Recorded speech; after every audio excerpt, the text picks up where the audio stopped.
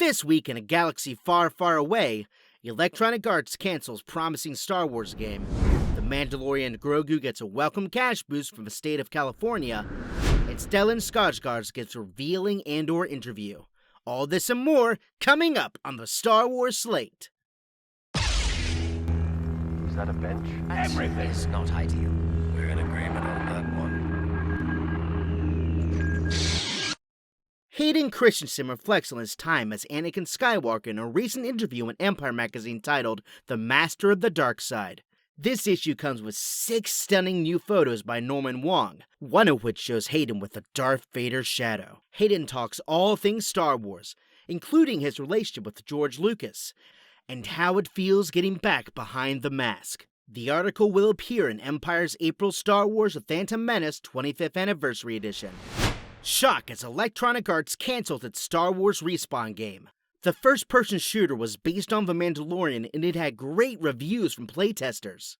The central character, an unnamed Mando, was rumored to have a jetpack and high-pass combat encounters. Sounds cool! Although the game wasn't open world, there was a high degree of customization, and players had access to multiple worlds to collect bounties. But unfortunately, EA deemed the project too much of a financial risk and tossed it on the scrap heap. Considering the popularity of the last 2 series, they might have made a big mistake. Amanda Stenberg spoke about The Acolyte in a profile by Magazine C. The Gen Z actress said that showrunner Leslie Headland always had her in mind. He told her at their first meeting that all the concept art featured her face. No pressure. Stenberg is not a stranger to big franchises, having also played Rue in The Hunger Games, so we are sure she will rise to the challenge. The Acolyte is due to drop on Disney Plus on June 5th and will also include Lee Jung-jae, Daphne Keane, and Matrix star Carrie-Anne Moss. Stellan Skarsgård, aka Luthen Rael, spilled the Andor tea while on his Dune 2 press tour. Stellan confirmed that Andor will wrap up this season. Quote, "It's the last season of it. It ends where Rogue One starts, so it's up to that point." Stellan praised showrunner Tony Gilroy, but hinted his script might be darker than we've seen from Star Wars. Andor is, quote, for grown-ups, unquote.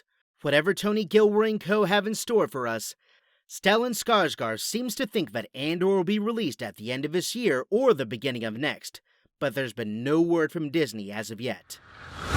The Mandalorian Grogu movie is cashing in on California's film and TV tax credit program. It's receiving over $21,755,000 in tax credits, which will go straight back into the local economy. This is the biggest payout in the scheme's history, and it's expected to benefit locals working in the film industry. This is the first Star Wars movie to be located entirely in the Golden State, although another Disney property, Captain Marvel, filmed the majority of its scenes there.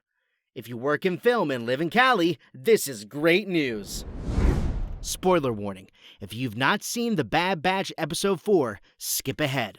You still here? Check out these 3 Easter eggs that you might have missed. Number 1. Listen out for Crosshair's theme, a tense and haunting piece by Kevin Kilner. It kicks in just as Crosshair descends the ramp at the end of the episode. Number 2. Dr. Hemlock has a hand tremor similar to Crosshair's. Does that mean the evil scientist is also a clone? This one has brought up more questions than answers. Number 3. Star Wars fans should recognize some of the animals at the spaceport. 2 Nuna can be seen in the crates, and there's a screaming pork soundbite. What Easter eggs did you spot?